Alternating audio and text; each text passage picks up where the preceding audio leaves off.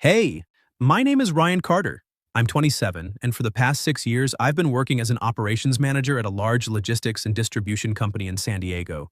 On paper, it sounds stable. In reality, most days, I feel like I'm running on fumes. I work the regular office hours from 8 to 5, but before that and on weekends, I drive for a rideshare app and sometimes take late night delivery runs. I don't do it because I enjoy being busy. 2 years ago, my father had emergency heart surgery. The operation went well, but complications kept him in and out of hospitals and rehab for almost a year. Insurance covered part of it. The rest became a medical debt that my family had no way of paying on its own.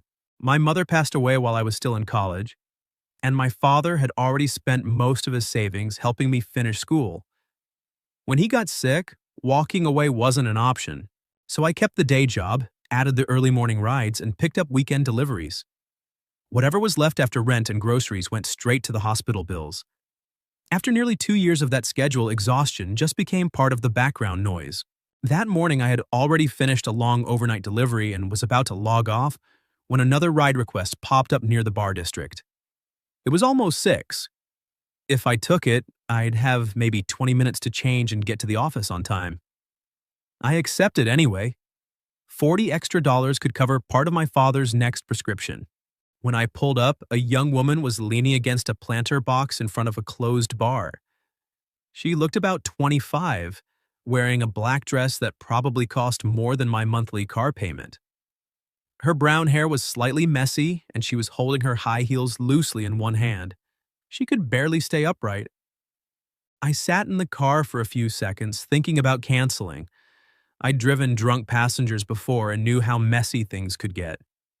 But when she slipped and nearly fell, I couldn't just drive away. I got out, opened the back door, and kept a respectful distance. "Are you Chloe?" I asked. She looked up with unfocused eyes and nodded slowly. "I'm Ryan, your driver. Think you can get in on your own?" She tried to step forward and stumbled. I only touched her elbow to steady her, helped her into the back seat, and handed her an unopened bottle of water. Once I was back behind the wheel, I checked the app. No destination had been entered. "Where am I taking you?" I asked. Chloe stared at her phone for a long time, then shook her head. "I don't remember. At first, I thought she was just too drunk to speak clearly. After a few more questions, I realized she genuinely couldn't recall the street name, the house number, or even the neighborhood. Her phone battery was at 1%. She didn't remember any family members' numbers and didn't want me calling the friends she'd been out with. I could have taken her to the nearest police station or hospital. That would have been the safest, most responsible choice. But she wasn't injured or showing signs of alcohol poisoning. She was just drunk, exhausted, and starting to panic because she couldn't remember how to get home. So I started asking simple questions instead. "Do you live near downtown?" "No." "What do you usually see when you wake up in the morning?" She closed her eyes, thinking. "The ocean. Do you live by the beach?" "There's a big gate." I kept driving north toward the coastal residential area while she gave me fragments. She mentioned a bridge, palm trees, and the smell of salt water in the morning. It wasn't much, but it was enough to head in the right direction. For almost an hour, I drove slowly, asking questions whenever she seemed awake enough to answer. Eventually, we reached a road running parallel to the water. She suddenly sat up straighter. "This looks familiar." I followed her vague directions through 2 more streets until she pointed at a tall iron gate in front of a large property. There. Behind the gate sat a spacious, modern house facing the ocean. The lawn was perfectly kept. The landscaping looked expensive but understated, and the exterior lights were still on, even though the sky was starting to brighten. It was the kind of place that quietly said money without trying to show off. Chloe leaned forward and pressed the intercom button. A few seconds later, the gate swung open. I drove in, parked near the front steps, and got out to open her door. She still couldn't walk steadily, so I supported her up the stairs to the main entrance. The door opened before I could ring the bell. A woman stood inside. She looked to be in her early to mid-40s, wearing dark slacks and a simple white button-down shirt. Her black hair was pulled back neatly. She had the kind of face that was beautiful in a sharp, no-nonsense way, and her eyes assessed everything in a single glance. She looked at Chloe first. A flicker of worry crossed her face before it disappeared behind a calm mask. Then her gaze moved to me. "I'm the rideshare driver," I said. Chloe couldn't remember the address. I had to ask a lot of questions to figure out the area. I just wanted to make sure she got home safely. The woman took Chloe's arm. "Thank you." Just 2 words. No questions about my name, no small talk, no warmth. I nodded and walked back to my car. I had no idea who she was, and I didn't expect to ever see her again.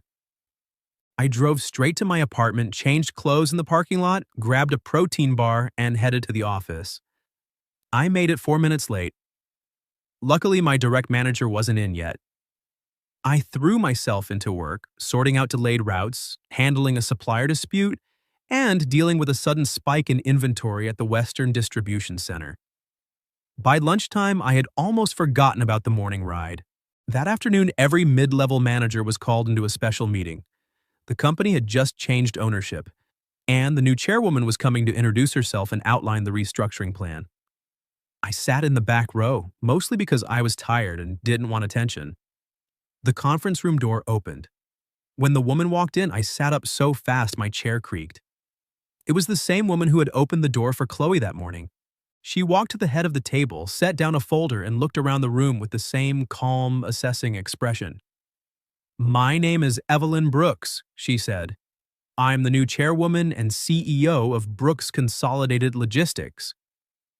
I stared at her, my mind going completely blank. Chloe was the daughter of the new CEO, and the woman I had spoken to outside her house at 6 in the morning was now the person who held the power to decide the future of every single person in this company, including mine. I didn't sleep much that night. After the meeting ended, I stayed in my chair long after everyone else had left. My mind kept replaying the same 2 facts on a loop. The woman who opened the door for Chloe that morning was Evelyn Brooks, and Evelyn Brooks now ran the entire company. I kept telling myself I hadn't done anything wrong. I had simply helped a drunk girl get home safely. But I also knew how fast stories could twist in an office.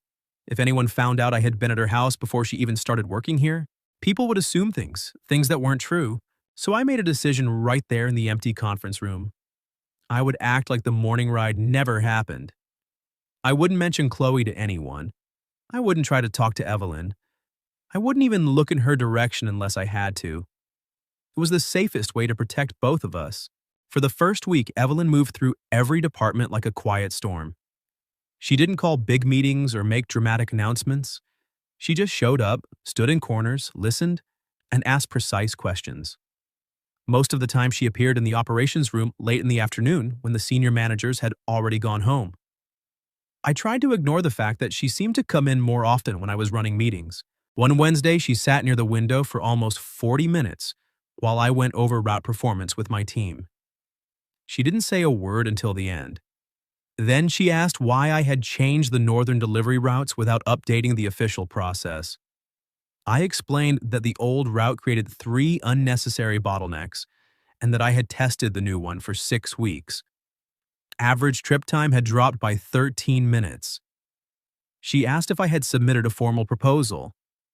I told her I had sent it twice. The first time I got no reply. The second time I was told it would be reviewed next quarter. She wrote something in a small notebook and left without another word. She came back the following week, and the week after that. I kept reminding myself that she was just doing her job, reviewing every part of the company. But I also noticed she only appeared in operations when most of the higher-ups were gone. It felt deliberate, even if I couldn't prove it. One afternoon, a driver called in with a breakdown on the highway almost 300 kilometers away. I had to coordinate a replacement truck, calm the customer, rearrange the rest of the day's deliveries, and find a place for the driver to stay overnight. When I finally hung up, I looked up and saw Evelyn standing near the door. She hadn't said anything. She just watched me for a few seconds, then turned and walked away. I didn't know at the time that she had already asked HR for my file. 6 years at the company. Started as a dispatcher and worked my way up to operations manager. Every performance review had been strong. No disciplinary issues. The drivers trusted me. What stood out most in the file were the 2 promotion offers I had turned down. Both times I gave the same reason. I couldn't handle the expanded hours.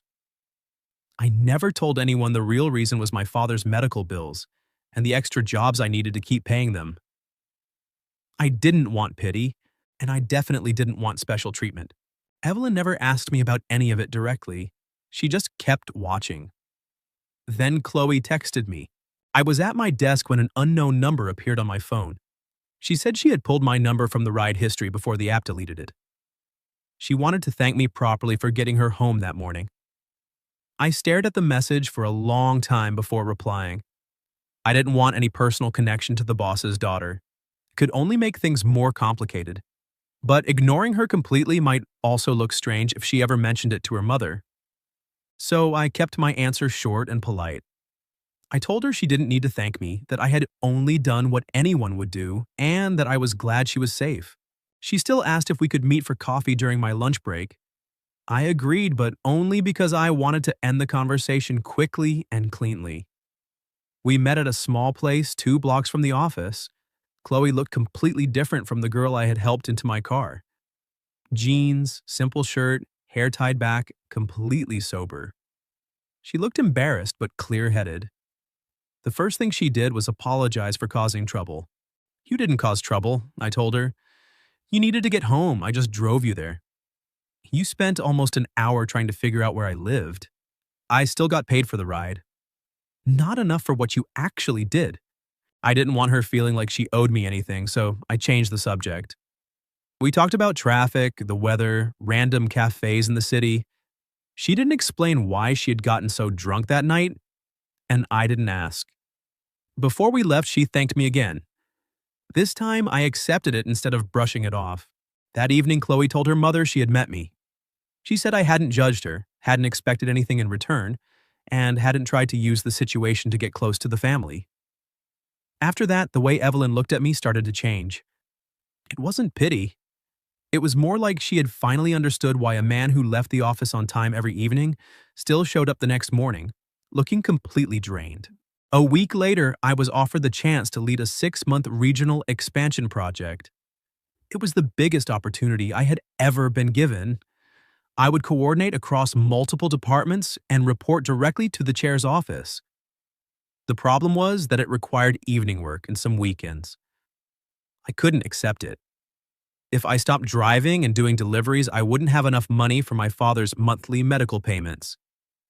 If I tried to do the project on top of my 3 jobs, I would burn out fast. I declined with the same reason I had used before. Limited personal availability. I thought that would be the end of it. Instead, 2 senior managers who had expected the project to go to them started making my life difficult. Marcus Hale and Trevor Sands. They didn't attack me openly. They started small. A report I wrote suddenly had their team's name on it. A process improvement idea I had submitted months earlier was presented by Trevor in a leadership meeting without any mention of me. Conversations would stop whenever I walked into a room. Then the rumors began. People started saying I had some kind of personal connection to Evelyn before she even joined the company. Someone must have found out I drove Chloe home that morning, because the story got twisted into proof that I was using the boss's daughter to get close to her. In just a few weeks, 6 years of steady work started to look suspicious. Every achievement could be explained away as favoritism. Every opportunity could be seen as a reward for something that never actually happened. I realized I couldn't keep working in an environment like that. On Thursday night, after everyone else had gone home, I opened a new document and wrote my resignation letter. I didn't send it right away.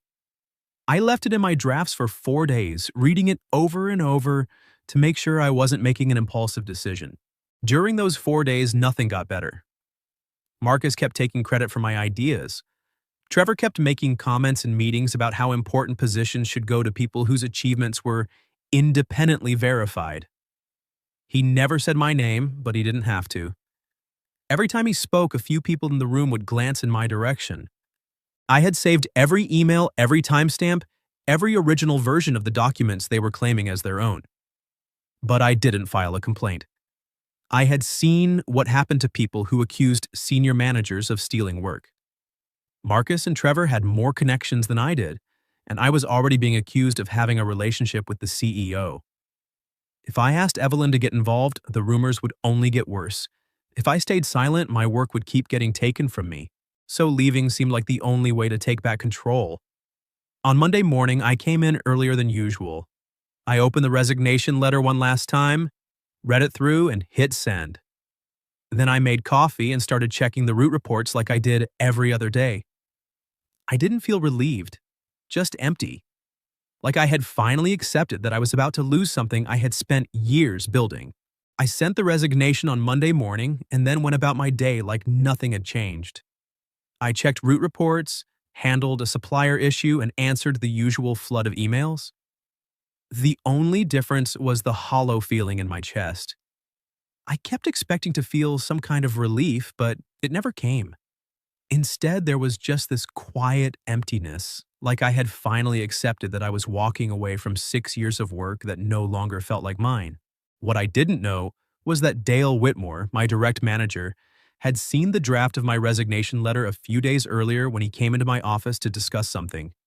He hadn't read the whole thing, but he understood enough to know what I was planning. Later that same day, he mentioned to Evelyn that one of the strongest operations managers in the company was preparing to leave. Evelyn didn't call me into her office right away. She knew that if she stepped in too directly to protect me, it would only confirm the rumors people were already spreading. Instead, she did something quieter. She asked for access to the full document history in the system and started looking through everything herself. She found the proposal I had submitted 8 months earlier about changing the northern delivery routes. She saw the exact time it was created, the email I sent, and who received it. Then she found the presentation Marcus had given recently. It used almost the exact same method and data, except my name had been removed. She kept digging. A logistics analysis I had done 6 weeks earlier had been folded into a senior-level report under Trevor's team name. 2 staffing recommendations I had made for the Western Distribution Center had been ignored, and later Marcus and Trevor used the resulting problems to criticize my team's performance. Every file had timestamps, edit histories, and digital signatures. She didn't need to take my word for anything. The system itself proved what had been happening. The quarterly performance review meeting was scheduled for Wednesday morning. Everyone important was there: managers, team leads, HR representatives, and the full leadership team. Evelyn sat at the head of the table with a thick folder in front of her. Marcus presented first. He introduced a new cross-regional coordination method that supposedly reduced delivery errors by 11%. It was the exact proposal I had submitted 8 months earlier. I recognized every slide. I didn't react. I just wrote a single line in my notebook to keep my hands from clenching into fists. Trevor presented next. Near the end of his section, he made a comment about how the company needed to make sure key positions went to people whose achievements were independently verified, rather than those who benefited from special circumstances. Several people turned to look at me. I kept my face neutral. When it was my turn, I stood up and gave the report I had prepared. I spoke only about numbers, driver shortages, inventory issues, and risks at the Western Center. I didn't complain.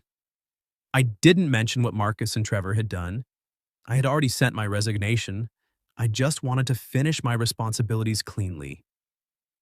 After I sat down, Evelyn placed her pen on the table. "I have a few matters that need to be clarified before we continue," she said. Her voice was calm, but the entire room went silent. She opened the folder. She stated that the coordination method Marcus had just presented had been created and formally submitted by me 8 months earlier. She placed printed copies showing the creation time and edit history on the table.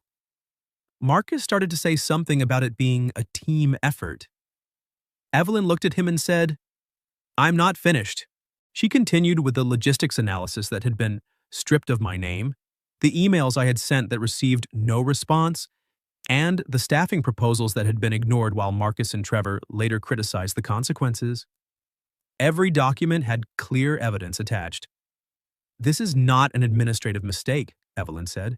This is a systematic pattern of transferring one employee's work to others and undermining his professional reputation. No one spoke.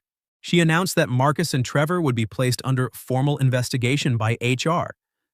Until the investigation concluded, both of them would be removed from any decisions involving the operations department. Then she said something I would remember for a long time. When a company cannot accurately identify who is actually creating value, it doesn't just lose talent. It also loses the ability to understand itself. The rest of the meeting continued, but I barely heard any of it. I didn't feel triumphant. I just felt that someone had believed in my work enough to go looking for proof, even though I had never asked her to. After the meeting, Evelyn didn't come over to speak with me. She talked briefly with the head of HR and then left the room. I went back to my desk. About 10 minutes later, an email arrived from the chair's office. My resignation letter had been received, but before processing it, Evelyn wanted to meet with me at 3 o'clock that afternoon. I arrived on time. Her office door was open. She gestured for me to sit, then told me directly that she understood why I wanted to leave and that she would not try to force me to withdraw the letter. "I know my attention to your work has unintentionally created problems for you," she said. "You didn't ask for it, and there was no clean way to prevent it. That part is on me." "I don't blame you," I answered. "I know." She looked at me for a long moment. "That's also part of the problem. You always handle everything yourself, including consequences that aren't yours to carry." I asked why she had spent the time digging through all the document histories. Evelyn answered without hesitation. "Because I've worked with enough people to tell the difference between someone who performs integrity and someone who actually lives it." I didn't know how to respond. No leader had ever spoken to me that directly before. Then she made a different offer. She wanted to restructure the project lead position I had been offered earlier. The scope would be adjusted so it no longer required unreasonable evening and weekend hours. The compensation would also be increased to match the actual responsibility. "Chloe told me about your father's medical debt," Evelyn said. "I have no right to interfere in your personal life. But I do have a responsibility to make sure the company isn't paying so little that one of its best employees has to work 2 extra jobs just to survive." I looked at her, feeling both grateful and uncomfortable at the same time. "I don't want a position because you know my personal situation. You're not receiving it because of your situation." She slid the updated job description across the desk. "You're receiving it because you're the right person for it. Your situation only made me realize how much the old structure was demanding and how little it was giving back." I didn't answer right away. I had been working 3 jobs for 2 years. I had stopped imagining what it would feel like to have only one source of income. Evelyn didn't push. She simply asked me to think about it before deciding. As I stood to leave, I turned back. "What you did in the meeting today mattered to me," I said. Evelyn looked at me. "You did the work," she replied. "I only made sure people read the right name." That evening, I withdrew my resignation. I accepted the new position after 3 days of thinking it through carefully. It wasn't because I felt grateful to Evelyn. I reviewed the actual responsibilities, the adjusted hours, the reporting structure, and the goals.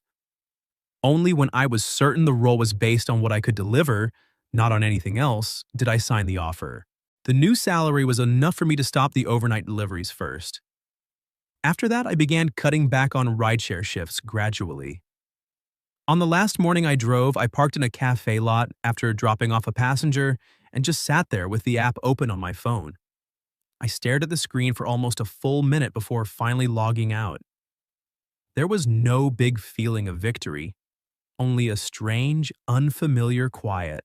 For the first time in 2 years, I could go home after work without calculating how many more trips I needed to make that night to cover my father's next payment. The debt was still there, but now I could finally see the end of it. The new project required more direct meetings with Evelyn. We kept very clear boundaries. She never brought up the morning I drove Chloe home during work hours. She didn't give me any special treatment in meetings. If anything, she sometimes challenged my proposals more strictly than she did with others. I found that I didn't mind. Evelyn always pointed out real weaknesses. She never tried to diminish me, and she never turned disagreement into a power struggle. I started respecting the way she led, not just the position she held. Over time, I also began to see the loneliness behind her composed exterior. She arrived at the office before anyone else and usually left after everyone had gone. She could manage thousands of employees, but she seemed uncertain how to talk to her own daughter. Chloe had started therapy after that night. The drunk evening had been the same night she discovered her boyfriend had been cheating on her with someone in their shared friend group. She was slowly repairing her relationship with her mother and trying to figure out what she actually wanted to do with her life. One evening, after a long meeting, I walked past Evelyn's office and saw her still sitting alone at her desk. The coffee cup in front of her had gone cold. Her coat was still hanging on the back of her chair. From the tired look in her eyes, I guessed she hadn't eaten dinner yet. I knocked lightly on the open door. "Have you eaten anything yet?" She looked up, clearly surprised by the question. "No. I was going to that small place 2 blocks away. They're still open." Evelyn studied me for a few seconds, the way she always did when she was deciding whether something crossed a line. I understood her hesitation, so I added, "We can keep talking about the project. I just don't want to have to explain to the board tomorrow why the chairwoman passed out at her desk." The corner of her mouth lifted slightly. It was the first time I had seen her almost smile. She took her coat. We walked to a small restaurant and chose a table near the window. At first, we only discussed the project.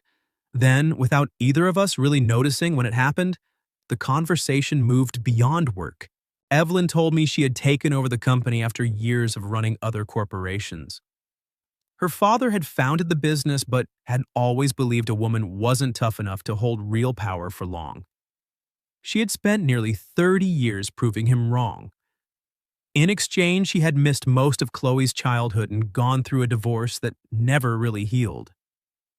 "I always thought I would fix everything once the work was stable," she said. "But the work never becomes stable." I told her about my father and the surgery, about watching someone who had always taken care of me become dependent on others, and about the helplessness that came with it. I didn't complain. I just explained why I had lived the way I had for the past 2 years. That night, for the first time, I stopped seeing Evelyn only as the chairwoman. I saw a woman who had spent most of her life carrying responsibility and had forgotten how to admit she was tired. After dinner, we walked back to the parking lot. Evelyn stood beside her car and said, "Thank you.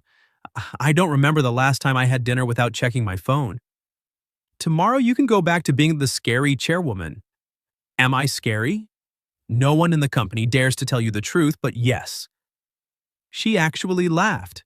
From that evening on, something existed between us that was difficult to name. It wasn't ordinary friendship. It wasn't romance yet either. It was simply a deepening trust between two people who had seen each other at imperfect moments. We were still careful. Evelyn was the chairwoman, and I reported to her office. One wrong move could bring every old rumor back to life. So at work we remained completely professional, but after hours we sometimes had dinner or coffee by the water. We didn't hide it, but we also didn't announce it. Chloe noticed before either of us was ready.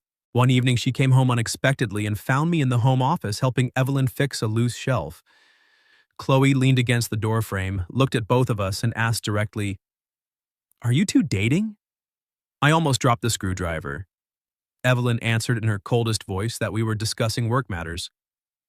Chloe looked at the shelf, then at the tools in my hands. "Does company work now involve furniture repair?" Evelyn didn't reply. Chloe laughed and walked toward the kitchen. Before she left the room, she said quietly to me, "I don't object. Just don't hurt my mother." That sentence made me realize whatever was happening between Evelyn and me had already gone beyond occasional dinners. That same night, I told Evelyn we needed to define what we were doing. She stood by the window, looking out at the ocean. "I'm almost 20 years older than you," she said. "I know. I'm the chairwoman of the company where you work. I know that too. Even if we do nothing wrong, people will still assume you got promoted because of me. That's why we have to settle the work side before anything else." Evelyn turned to look at me. I suggested transferring my direct supervision to another vice president. Every decision about my compensation, evaluation, or promotion would go through an independent committee. If we were going to have a relationship, it could not be allowed to affect anyone's career, including mine. Evelyn didn't answer immediately. After a while, she walked closer. "How long have you been thinking about this?" she asked. "Longer than I want to admit. And you really want to try?" I looked at the woman who had opened the door for me the morning we didn't know each other, the woman who had protected my work when I was already prepared to walk away. Yes. For the first time, Evelyn didn't hide behind logic. She reached up and touched my face lightly, then kissed me. The kiss was short, careful, and not impulsive at all. It felt like confirmation of something that had been quietly forming between us for months. Before we officially started dating, Evelyn and I reported the relationship to the board and HR. I was moved to report directly to the vice president of operations. Evelyn no longer took part in any decisions about my compensation, performance reviews, or promotions. Every major decision concerning my career now went through an independent committee. The announcement created talk exactly as we expected. Some people said the old rumors had finally turned out to be true. Others claimed I had been calculating from the beginning, even though our relationship only began long after I had been cleared and given the new role. This time I didn't run. I knew my work record was documented and verifiable. More importantly, I no longer wanted people who didn't understand the full story to decide who I was allowed to care about. The relationship wasn't simple. Evelyn was used to controlling outcomes. I had spent years refusing to let anyone else decide things for me. The biggest fight happened when I found out she had quietly contacted the hospital to pay off the remaining balance of my father's medical debt. When I confronted her, she said she just wanted to help. I told her I didn't need her to rescue me. She said she only wanted to remove one burden from my life. The argument lasted nearly an hour. In the end, she admitted that using money and authority to solve problems was the only way she had ever known how to help people. I told her I needed a partner, not someone managing my life for me.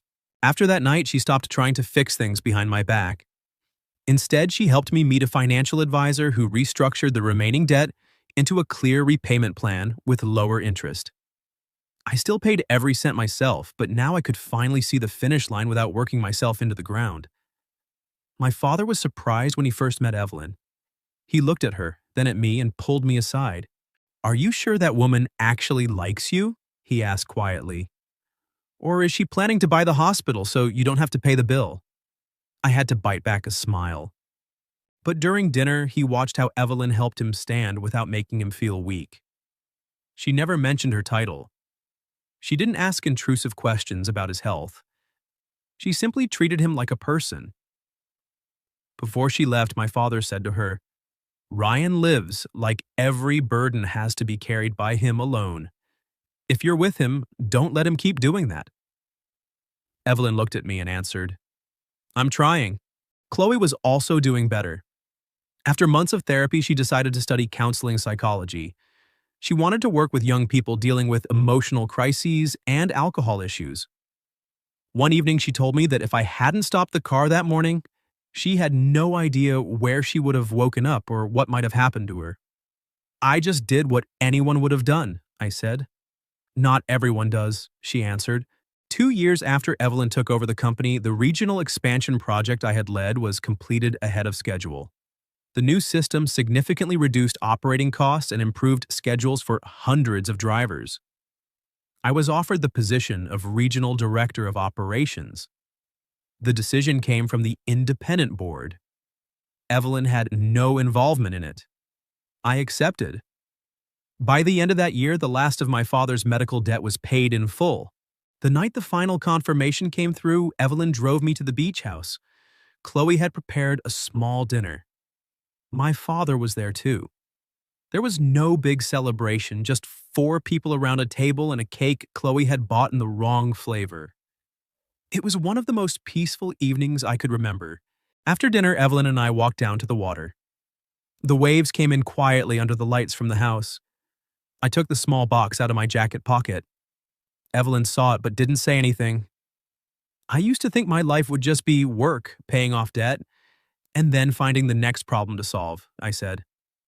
The morning I picked up Chloe, I didn't think I was doing anything special. I just saw someone who couldn't get home on her own and decided not to leave her there. I opened the box. But that ride brought me to your front door. Later, you walked into the company and saw value in my work even when I had stopped believing it was worth protecting. Evelyn shook her head slightly, her eyes already bright. You protected it yourself for 6 years, she said. I only found the proof. That's exactly what you always say. I got down on one knee. Evelyn Brooks, you are the most difficult, most stubborn, and most honest person I have ever met.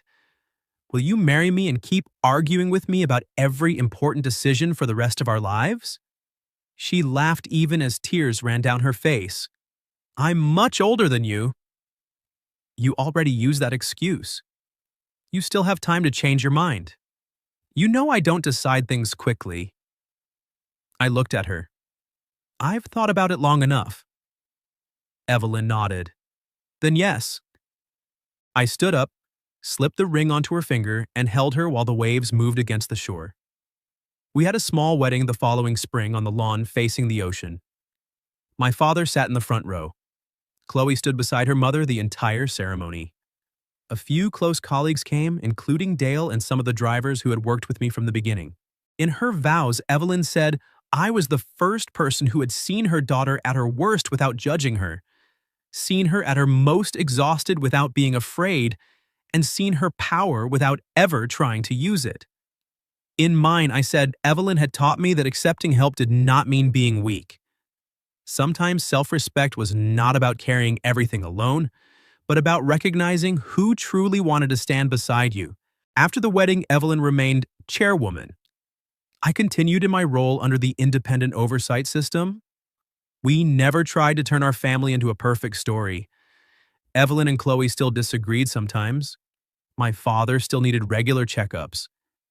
Evelyn and I still argued because she wanted to control everything, and I still had the habit of hiding when things were difficult. But we stopped walking away when things became uncomfortable. One weekend morning, I drove Evelyn and Chloe past the old planter box where I had picked Chloe up that first morning. Chloe pointed out the window. Right there. Evelyn looked at me. You could have canceled the ride. I thought about it. Then why didn't you? I kept my eyes on the road ahead. Because she needed someone to stop. Evelyn placed her hand over mine on the steering wheel. I had once thought that morning was just one last ride before work. A small thing I would forget after I got paid. But sometimes life doesn't change because of big decisions. It changes when one person stops for a stranger, does something kind without expecting recognition, and then continues with their day as if nothing important had happened. I drove Chloe home that morning, but in a way none of us understood at the time, that single ride also brought me to the place I was meant to be.